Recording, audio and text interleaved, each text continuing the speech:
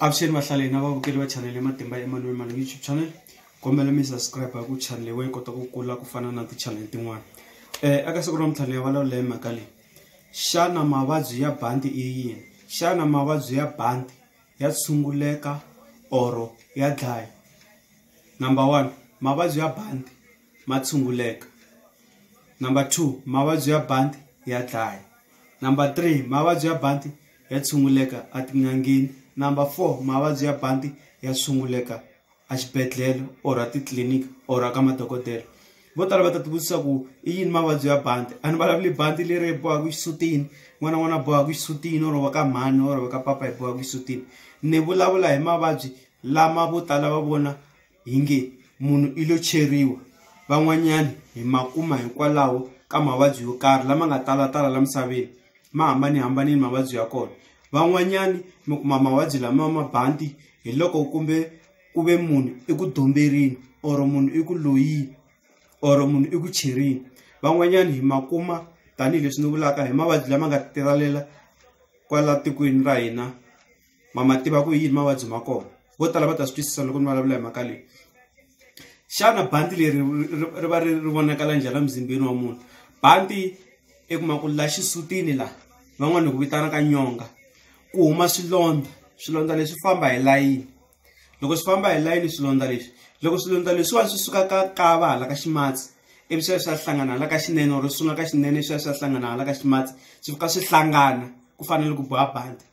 Kwalani ya chaya a swi tshunguleki, hambi mo ya tin'angeni mi ya ka madokodela va nge swi tshunguli vuvabyi lebyi. Mara van'wanyani va va na laki i kuma ku va ya ka tin'anga ta xintu ti fika ti va nyika mirhi vanwa va hola. Van'wanyani va ya ka madokodela a titliliniki kwihi va hola. Swi ya hi laki ya munhu. Mara vuvabyi lebyiwani byona bya tshunguleka tanihileswi ni vulaka. I kuma ku ri swilondza tanihileswi ni vulaka swi famba ku hi la ka nyonga la. Swilondza leswiya loko u kuma ku xi sungula la nkaveni xi hala ka ximatsi before xi hindza la nhlaneni la, hi xilungu swi vitanaka spinal cord, swi nge se tlulela hala ka sayiti lerin'wana. I kuma swi famba hi sayiti rin'we hala ka nenge wa xinene or hala ka ximatsi swi famba hi sayiti rin'we. Loko hatla ya ka vanhu lava ni nga va vula va hatla va ku endlela sweswi va ku endlaka wa hola kahle njhe ivi i hola. Van'wanyani kuma ku sweswi ni nga vula ka nenge wa ximatsi or swinene wa hola, van'wanyani a va holi. Ma ni twisisa? Se vuvabyi lebyiya i vuvabyi lebyi mi kuma ku a byi tolovelekanga.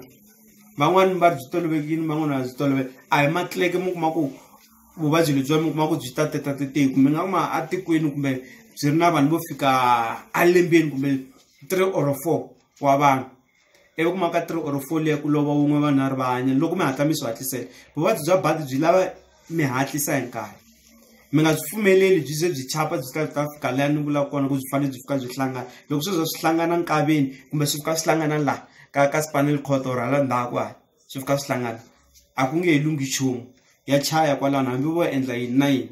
That's why mi kuma kun'wana loko mo ya kun'wana ka tin'anga ta xintu or madokodela loko va heta ku cheka va endla swo va vheta va mi byela ku hayi la i nge le ka risk ya ku hanya kumbe yi nga hanyi.